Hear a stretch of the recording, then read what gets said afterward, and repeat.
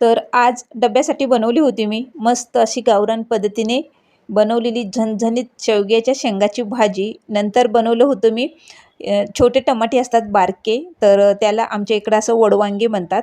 तर ते छोट्या टमाट्याची चटणी बनवली होती. तर मस्त छान एकदम अशी टेस्टी तीळ टाकून चटणी खूप टेस्टी लागते ही बारक्या टमाट्याची चटणी.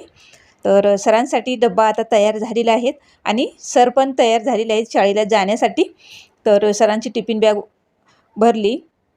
सकाळचं खूप धावपळ असते सकाळची एक 10 वाजेपर्यंत. सरांचा डब्बा पण रेडी झालेला आहे आणि सर पण शाळेला जाण्यासाठी रेडी झालेले आहेत आता. सर शाळेला गेल्याच्या नंतर मग बाकीचे घरातले कामं. पहिली मेन म्हणजे किचन कट्टा आवरणे. तर एवढं किचन कट्टा आवरायला एवढा वेळ जाते ना, भरपूर वेळ जाते आणि किचन कट्टा आवरल्याशिवाय असं वाटतं की आपली बाकीची कामं काहीच झाली नाहीत. आणि छान असा किचन कटा आवरला म्हणजे असं वाटतं की आता सगळे कामं झालेली आहेत. तर मेन म्हणजे किचन कटा आवरायलाच भरपूर वेळ लागतो. मला तर तासभर वेळ लागते. तर एकदम असं क्लीन करायला पूर्ण.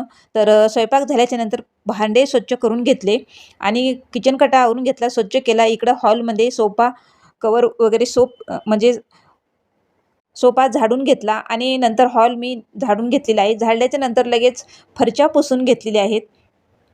आज गुरुवार आणि गुरुवारचं पूजा वगैरे असतेच.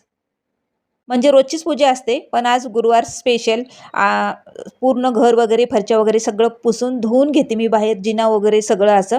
तर नंतर मग आत बाहेरचं सगळं स्वच्छ करून झाल्याच्या नंतर मशीनला कपडे लावलेले आहेत.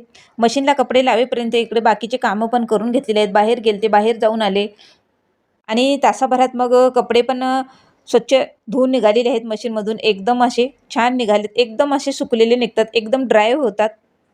सकाळची कामे झाल्याच्या नंतर पुन्हा बाहेर गेले आणि तासाभरात मशीनचे कपडे पण आता स्वच्छ निघालेले आहेत. चला तर मग व्हिडिओ इथंच एंड करते.